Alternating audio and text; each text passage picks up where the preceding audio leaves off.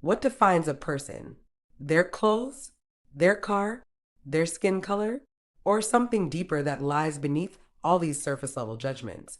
This is a story about prejudice, power, and the path to understanding.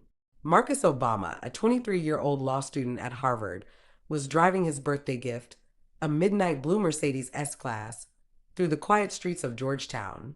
The evening air carried the whispers of early autumn, and the streetlights cast long shadows across the pristine hood of his car. The red and blue lights flashed in his rearview mirror. Officer James Carson, a 15-year veteran of the force, approached the vehicle with his hand resting on his holster, a habit he'd claimed was standard procedure, but his grip tightened just a little more this time. License and registration, Officer Carson demanded, his flashlight beam intentionally lingering on Marcus's face. Pretty nice car for someone so young. Where'd you get it? Marcus reached slowly for his documents, his Harvard Law School ID visible in his wallet. It was a gift, sir. A gift? Officer Carson scoffed. Must have some generous friends. Step out of the vehicle. Marcus complied, his 6 feet 2 inches frame unfolding from the luxury sedan. He wore a tailored charcoal suit, his father's gift for his first law school presentation. But Officer Carson didn't see the suit, the educated demeanor, or the carefully maintained composure. He saw what he wanted to see. Spread your legs. Hands on the hood, Carson ordered, his voice carrying the weight of predetermined judgment. Sir, may I ask why I'm being detained? Marcus's voice remained steady, though his heart raced. Years of his father's advice echoed in his mind. Stay calm. Stay dignified. Know your rights. You fit a description, Carson replied curtly. Had some car thefts in the area. Expensive cars. Young men who look like they can't afford them. If you're enjoying this story about justice and redemption, consider subscribing. Marcus felt the cold metal of handcuffs click around his wrists. The same hands that had just finished writing a paper on constitutional law were now bound behind his back. The irony wasn't lost on him. Officer Carson, Marcus spoke clearly, his voice carrying the same diplomatic tone his father had used in countless speeches. I understand you're doing your job, but I think we both know what's really happening here. Carson tightened the cuffs. What's happening is I'm dealing with another entitled kid who thinks he's above the law. No, Marcus replied, a hint of his father's famous smile playing at his lips. What's happening is you're about to learn a valuable lesson about prejudice and consequences. As the Georgetown streetlights cast long shadows across the scene, Marcus Obama stood handcuffed beside his Mercedes, about to shift the balance of power. Officer Carson, Marcus spoke with measured confidence. I'd like you to call your supervisor. And while we wait, I'm going to make a phone call of my own. Carson laughed dismissively. With what phone? Your hands are cuffed. Siri. Marcus called out to his nearby phone. Call Dad.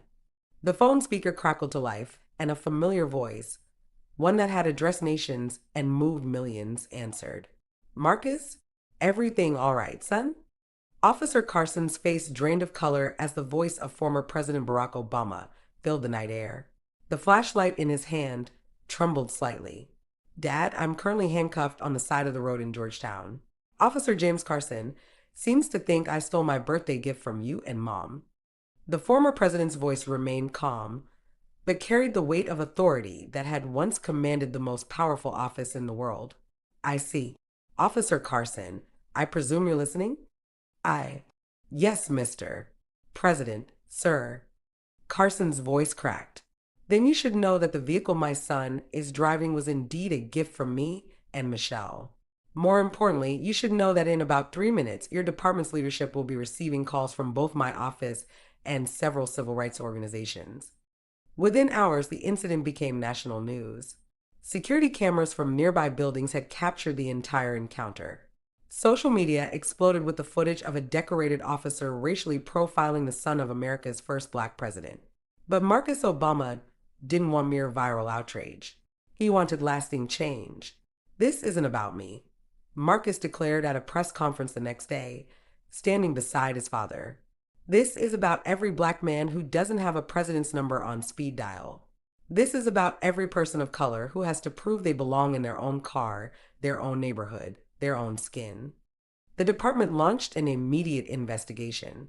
Officer Carson was placed on administrative leave, but Marcus Obama wasn't interested in merely punishing one officer. He had bigger plans.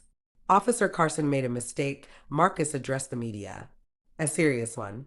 But firing him doesn't solve the systemic issue. I have a different proposition. Sometimes the greatest changes come not from punishment, but from understanding.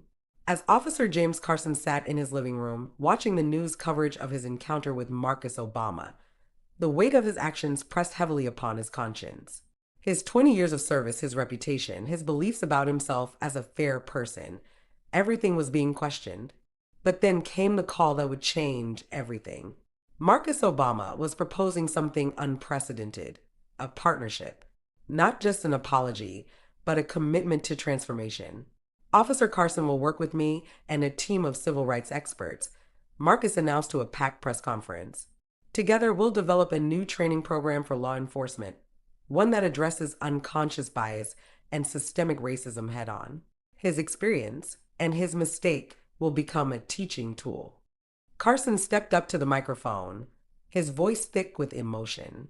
I've spent 20 years believing I was one of the good ones, that I treated everyone fairly. It took handcuffing the son of a president to realize how deep prejudice can run, even in those who deny its existence. The program they created together, the Badge of Change, would go on to become a national model for police reform. But first, there was a more personal moment of redemption. In a private meeting at the Obama Foundation, Carson faced both Marcus and former President Obama. Sir, Carson addressed the former president, his voice wavering, Mr. Obama. Marcus, I am deeply sorry. I failed not just as an officer that night, but as a human being. Barack Obama's response carried the wisdom of a man who had faced prejudice while holding the highest office in the land. Officer Carson, the measure of a person isn't in never making mistakes. It's in what they do to right their wrongs. 1 year later, Carson stood before a new class of police cadets, sharing his story alongside Marcus. Their unlikely partnership had helped implement bias recognition training in departments across 3 states, with more joining every month. That night in Georgetown, Carson told the cadets, I thought I was seeing a suspect. I was actually seeing a mirror, one that showed me my own prejudices. Thanks to Marcus Obama's courage and compassion, that mirror now shows me something different. A chance to change, to grow, to be better. Marcus's voice joined in. Change doesn't come from canceling people. It comes from converting them, from showing them a better way, from turning moments of discrimination into opportunities for education. The Badge of Change program would go on to train thousands of officers, creating ripples of transformation throughout law enforcement. And it all began with one traffic stop, one moment of prejudice, and one choice to turn anger into action. Because sometimes the greatest victory isn't in defeating your opponent. It's in transforming them into an ally. If this story moved you, please subscribe for more narratives that explore justice, redemption, and the power of transformation.